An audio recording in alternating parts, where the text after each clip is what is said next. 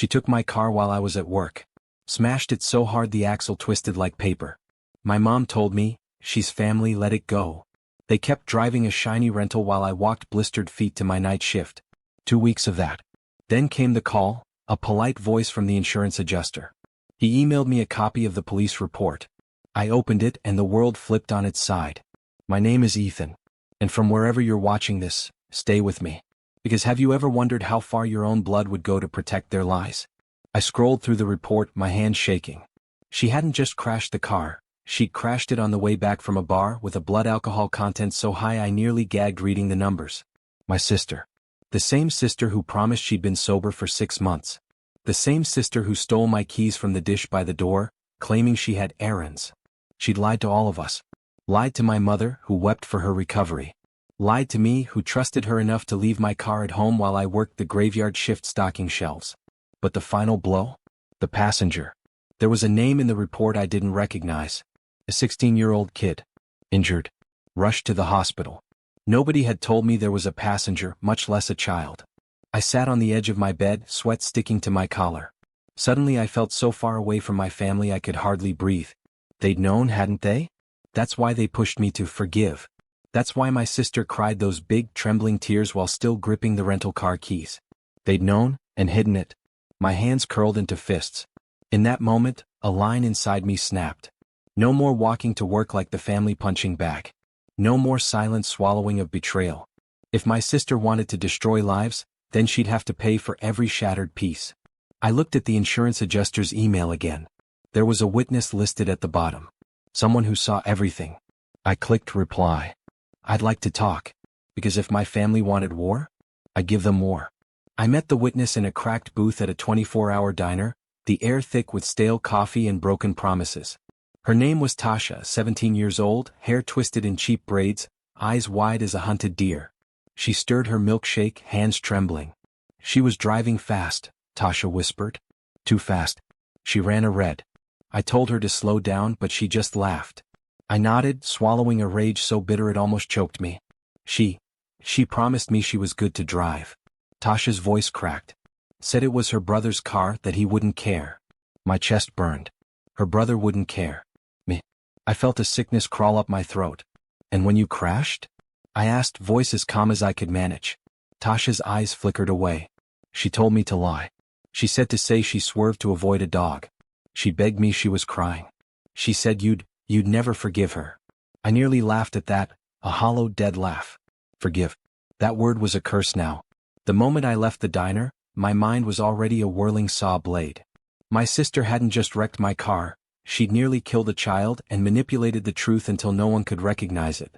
And my mother, she'd shielded her like a guard dog, forcing me to walk 2 weeks under the hot sun while they rode around in a rental paid for by my own insurance. I could hear my mom's voice. Family is family, Ethan. No, not anymore. I walked straight to the police station. I handed over the witness statement, the police report, and every picture I'd taken of the wreck. The officer looked at me like I'd dropped a live grenade on his desk. Are you sure you want to pursue charges? I stared at him. I thought of the boy who'd been hospitalized because of my sister. I thought of the hollow look on my mother's face while she kept handing my sister the rental keys. I'm sure, I said. And when I stepped out into the night, something felt lighter. If they wanted me to stay silent, they'd picked the wrong brother. My phone wouldn't stop ringing that night. Missed calls stacked like a guilty verdict. Mom. Sister. Mom again. I let them rot in voicemail. I needed space to think, to breathe. But the next morning, my front door shook with a pounding so hard I thought it might break. I opened it to find my mother, her face red with anger, storming past me without a word. How could you? She spat, standing in the middle of my living room. I stayed quiet, arms folded. She's your sister, Ethan. You'd let her go to jail? Over a car? Over a car? I felt a vein throb in my temple. It's not about the car, I said, voice low, measured. It's about the kid. It's about the drinking. It's about the lies, Mom. She shook her head like a cornered animal. She's sick, Ethan. You know that. You think prison will help her? I could barely look at her.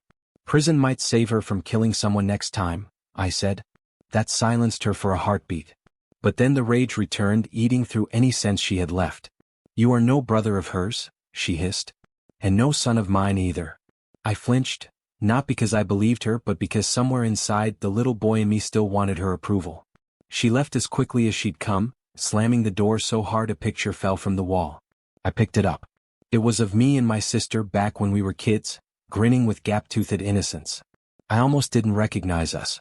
My phone buzzed again, breaking the spell. A message from an unknown number. "We know what you did. Drop the charges or you'll regret it." I stared at it, cold dread dripping into my bones. They'd declared war. And so had I. I barely slept that night. The message pulsed in my mind like a festering wound. "We know what you did. Drop the charges or you'll regret it." Regret it? I'd been regretting for years, regretting letting them trample my boundaries, my pride, my life. I'd been the family scapegoat since I was a kid, but not anymore. I called the officer first thing in the morning. Told him about the threat. He advised me to be careful, to stay somewhere else if I could. But where could I go? The house was mine, the only place that felt remotely like mine. So I stayed.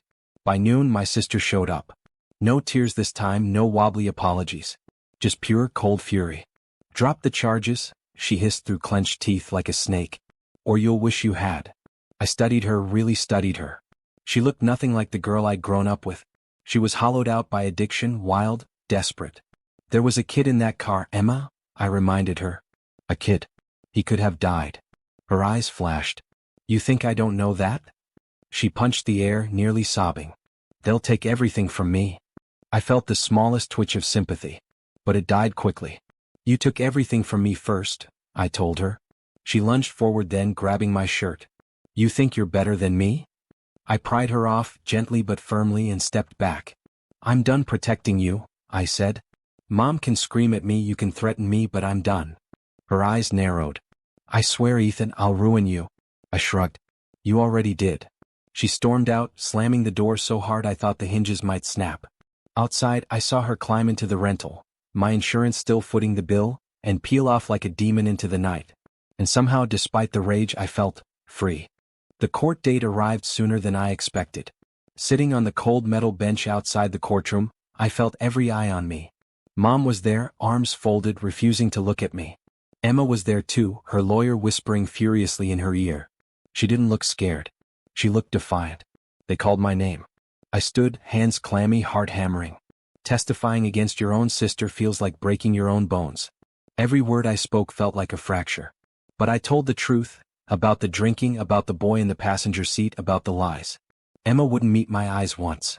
When it was over, I walked out into the hallway. Mom followed, finally speaking. "You're destroying this family," she said, voice hollow. I turned, looking at the woman who had raised me, protected me, until she didn't. "No," I told her. "Emma did that. I'm just refusing to help her burn it down." She stared at me like I was a stranger, tears brimming. "I don't know who you are anymore." I exhaled. "I'm the person you raised me to be. Honest. Strong." And then I left her there, alone in a hallway full of echoes. Outside, the air smelled like rain and gasoline. I felt something shift in me, like a weight finally falling away. It wasn't over yet, but for the first time I believed I could survive it. Days turned to weeks as the trial crawled forward. Emma's lawyer fought hard, but the evidence was overwhelming. Photos. Witnesses. The hospital bills from the kid she nearly killed. I kept showing up, stone-faced. Every day I felt Mom's glare like knives in my spine. She sat on Emma's side, not mine. One night, after another long day in court, I came home to find my windows smashed. My TV gone. A crowbar left on my couch, as if daring me to react. I called the police, but I already knew the truth. This was Emma's twisted revenge. The officer shook his head. "Family?" I laughed, but there was no humor in it. "Yeah, family." They took a report, but I didn't fix the window right away. I wanted Emma to see I wasn't scared. The next morning she texted me. "You think you're winning? I'll make sure you have nothing." I didn't reply. I couldn't. There was no language left between us. Instead, I focused on the trial. On the kid who was still learning to walk again because of her reckless driving. On the truth. And when Emma walked past me in the hallway, spitting, "I hate you," I almost felt sad for her. Almost. The verdict landed like thunder. Guilty on all counts. Sentencing to follow. Emma screamed when they led her away. Mom tried to reach her, but the bailiff blocked her. The sound of my sister's sobs felt like a blade through my chest. Not because I doubted myself, but because it reminded me of everything we lost long before this day. Mom wouldn't look at me as she left the courthouse. She just pulled her shawl tighter and disappeared into the parking lot. I stood there alone, the crowd buzzing past me. Reporters asked questions. I ignored them. Instead, I thought of the kid, Tasha, the one who survived. I called her after the hearing. "It's over," I told her. She cried on the phone. Happy tears this time. "Thank you," she said, "for standing up." I hung up, breathing steady. Maybe I couldn't save my sister, but I could save someone else. That had to count for something. That night, I slept through the dark without waking up once. The first peaceful sleep in years. Sentencing day came 2 weeks later. Emma got 3 years. Rehabilitation included. A chance, the only chance she might ever get to claw her way back. She looked at me one last time before they took her away. I swear there was a flicker of gratitude under the hate, like a candle behind stained glass. Mom didn't show up. She'd stopped calling me, stopped writing, stopped everything. Maybe she needed time. Maybe forever. As I walked out of the courthouse, the sun broke through the clouds, almost blinding. I stood there, soaking in the warmth, letting it burn away the last of my guilt. People talk about family like it's unbreakable. But sometimes family is the wound, and you have to cauterize it to survive. I started my car, my new car paid for with my own savings, and pulled out of the courthouse lot. No one waited for me at home. But peace waited. And that was enough. Have you ever been forced to destroy the people you love just to save yourself? If you have, you know the answer. Sometimes that's what love really looks like.